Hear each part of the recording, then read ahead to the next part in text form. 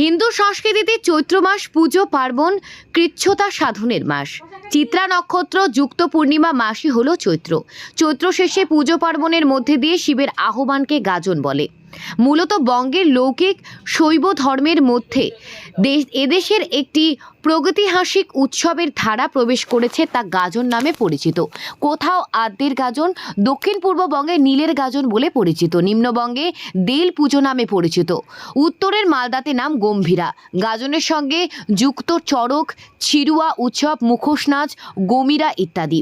গাজন, চড়ক, নীল নানা দিক থেকে অত্যন্ত তাৎপর্যপূর্ণ একটি ধর্মীয় সামাজিক উপলক্ষ হিসেবে গণ্য হওয়ার অধিকার প্রাপ্ত হয়েছে। শস্য উৎপাদন, সন্তান লাভ, শারীরিক নিয়ময় এসব এই উৎসবের সঙ্গে জড়িত।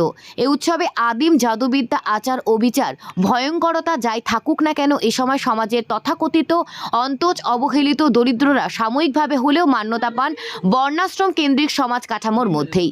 সেজন্য এই উৎসবের রং একমাত্রিক নয়, বহুমাত্রিক, যা অখণ্ড ভারতের একান্ত নিজস্ব সংস্কৃতি।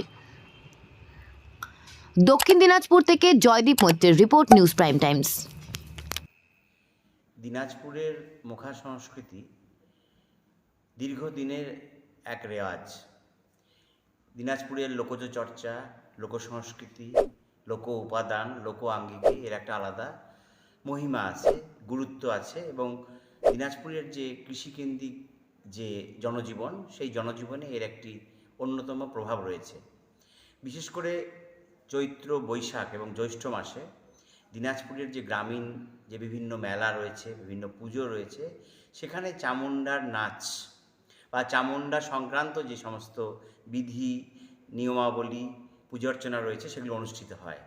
এই অঞ্চলের এইরকম বেশ কিছু গুরুত্বপূর্ণ মেলা, তাদের নাম বলা যায়, যেমন হিলির চামুণ্ডা, যেমন মাধবপুরের চামুণ্ডা, যেমন শিবাজি কলোনির চামুণ্ডা, যেমন বিকটকালী মাতা ত্রিমোহিনীর সেখানকার চামুণ্ডার মূর্তি রয়েছে।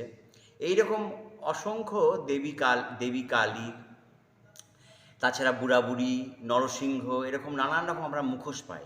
এই মুখা সংস্কৃতি কতদিনের পুরনো বা কত বছরের পুরনো তার সঠিক হিসেব করা খুব মুশকিল। বিভিন্ন ঐতিহাসিক গবেষক, সাহিত্যিক তারা বিভিন্নভাবে এইগুলোর ব্যাখ্যা করেছেন। তবে দিনাজপুরের জনজীবনে এই মুখা সংস্কৃতির একটা আলাদা ভূমিকা আছে, কারণ এই মুখাকে নিয়ে মেলা অনুষ্ঠিত হয়। দিনাজপুরের যে গ্রামীণ জনজীবনের যে অর্থনীতি, সেই অর্থনীতিও খানিকটা এর উপর নির্ভরশীল। এখানে এই মুখা তৈরি হয়, তার নানান বিধিনিষেধ, নিয়মাবলী রয়েছে। বিশেষ করে বেল, নিম, গামারি, ছেতন এইসব কাটতে মূলত এই মুখোশ বা এই মুখা তৈরি হয়।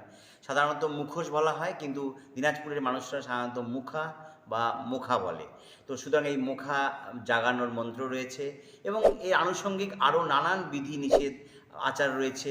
এই চামুণ্ডা পুজোতে একজন বিশেষ সন্ন্যাসী থাকে, তার গুরুত্বপূর্ণ ভূমিকা থাকে। যারা ভক্ত হন তারা নানান রকম কৃচ্ছতা সাধন করে। কৃচ্ছতা সাধন অর্থাৎ শারীরিক কষ্টের মাধ্যমে দেবতার যে দেবীর যে পুজো, সেই পুজোতে তারা ব্রতী হন।